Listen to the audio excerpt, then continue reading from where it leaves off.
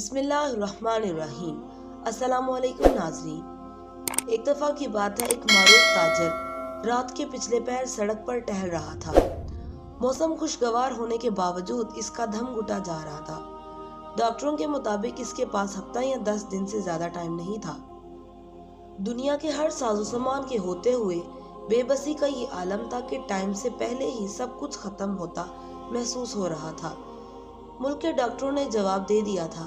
ایک ننھی سی امید تھی کہ امریکہ میں علاج ہو سکتا ہے، لیکن وہ بھی امید ختم ہو گئی جب وہاں کے کئی مہینے ٹیسٹ وغیرہ کروانے کے بعد سینئر ترین ڈاکٹر نے آخر کار ایک دن آ کر نرمی سے سمجھایا کہ آپ کے پاس زیادہ ٹائم نہیں ہے، لہٰذا میرا مشورہ ہے اور عقل مندی بھی یہی ہوگی کہ باقی کا قیمتی ٹائم آپ اپنی بیوی بچوں کے ساتھ گزاریں۔ وہ شخص رات کے اس پہر بے خبری کے عالم میں نہ جانے کتنی دیر تک ٹہلتا رہا۔ ٹہلتے ٹہلتے اس نے دیکھا کہ سڑک کے اس پار ایک اسٹریٹ لائٹ آن ہے۔ اس اسٹریٹ لائٹ کے نیچے ایک خاتون کھڑی کسی آدمی سے گفتگو کر رہی تھی۔ 30 سال کی لگ بھگ خاتون کا اندازہ منت سماجت والا تھا، جبکہ بندہ کوئی اوباش قسم کا تھا جو کہ اس کی بات نہیں مان رہا تھا۔ چنانچہ اس کے چلنے کی رفتار خود بخود آہستہ ہو گئی۔ کانوں میں جب آواز پہنچنی شروع ہوئی تو خاتون کہہ رہی تھی کہ خدا کے لیے مجھے اتنے پیسوں کی ضرورت ہے، بچے بھوکے ہیں، میں تمہارے ساتھ چلنے کے لیے تیار ہوں، جبکہ وہ اوباش قسم کا بندہ اس خاتون کی قیمت آدھی سے بھی کم دینا چاہ رہا تھا اور یہ کہہ رہا تھا کہ تمہاری اس سے بھی کم قیمت بنتی ہے۔ پھر وہ بندہ کندھے اچکاتا ہوا چل پڑا اور خاتون حسرت کی تصویر بنی کھڑی رہ گئی۔ تاجر تھوڑا آگے جا کر مڑا اور خاتون کی طرف چل دیا۔ اسے نزدیک آتا دیکھ کر خاتون چوکنی ہو گئی اور امید بھری نظروں سے قریب آنے والے کو دیکھنے لگی۔ نزدیک پہنچنے سے پہلے خاتون آگے بڑھی۔ اس کا انداز ایسا تھا جیسے وہ اپنے آپ سے زبردستی کر رہی ہو۔ اس نے قریب پہنچ کر سلام کیا۔ خاتون نے مصنوعی مسکراہٹ کے ساتھ جواب دیا اور ٹٹولتی نظروں سے دیکھا اور تھوڑا قریب ہوتے ہوئے آئینی خیز انداز بنا کر پوچھا کیا موڈ ہے۔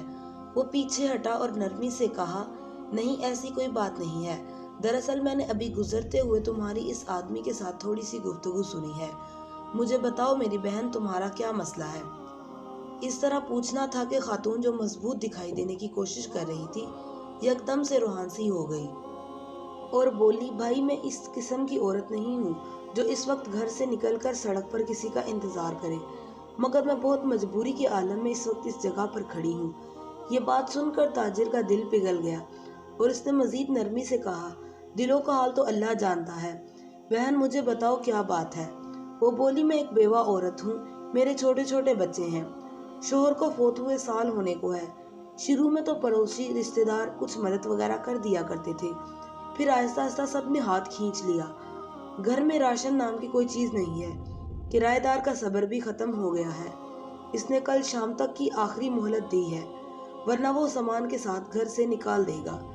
میرے پاس اب اور کوئی چارہ نہیں ہے سوائے اس کے کہ آپ کو یہ کہتے ہوئے اس کی آواز بیٹھ گئی۔ یہ سن کر تاجر کی آنکھوں میں آنسو آ گئے۔ اس نے کہا بس ٹھیک ہے بہن، کوئی بات نہیں، اور جب جیب میں ہاتھ ڈالا تو پتا چلا کہ جیب میں جو رقم ہے وہ نہ ہونے کے برابر ہے، کیونکہ جس عالم میں وہ گھر سے نکلا تھا اسے تو ہوش ہی نہیں تھی۔ اس نے خاتون سے کہا فی الحال یہ رکھو اور مجھے اپنا ایڈریس بتاؤ، فکر کرنے کی کوئی ضرورت نہیں ہے، اپنے گھر جاؤ، انشاءاللہ سب ٹھیک ہو جائے گا۔ خاتون بے یقینی کے انداز میں اس کی طرف دیکھ رہی تھی، جیسے سوچ رہی ہو کہ اس پر بھروسہ کریں یا نہ کریں۔ چنانچہ تاجر نے پھر سے یقین دہانی کرائی کہ تم جاؤ اور ایڈریس بتا دو۔ خاتون نے اپنا ایڈریس بتایا اور چل پڑی۔ تاجر تھوڑی دیر تک خاتون کو جاتا دیکھتا رہا اور پھر واپسی کی طرف تیزی سے قدم اٹھانے لگا۔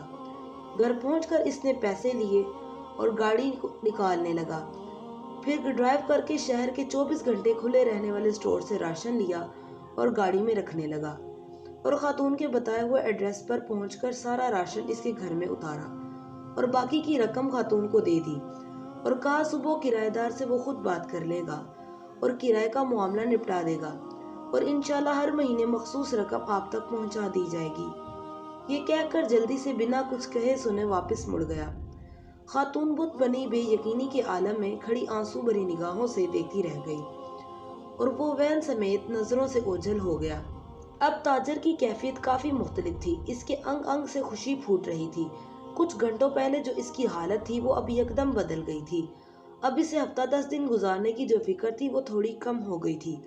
हफ्ता 10 दिन का ख्याल आते ही इसने कागज कलम लेकर खातून का एड्रेस लिखा और वसीयत की कि हर माह बाकायदगी से 4 लोगों की माकूल से बढ़कर खर्चे की रकम इस एड्रेस पर भिजवाई जाए, और कागज को लिफाफे में बंद करके तिजोरी में रख दिया।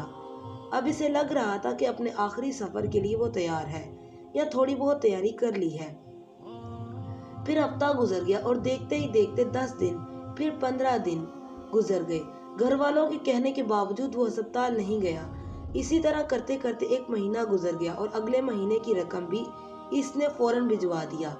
और देखते ही देखते 20 साल गुजर जाने के बाद एक रात वो मामूल के मुताबिक तहज्जुद के लिए उठा और वजू करके तहज्जुद शुरू की, और सजदे में दुआ करते इसकी सांसें खत्म हो गई और वो इसी दुनिया से सजदे की हालत में रुखसत हो गया। नाजरीन, ये वाकया यहाँ खत्म नहीं होता, असल खुलासा तो अब आना है।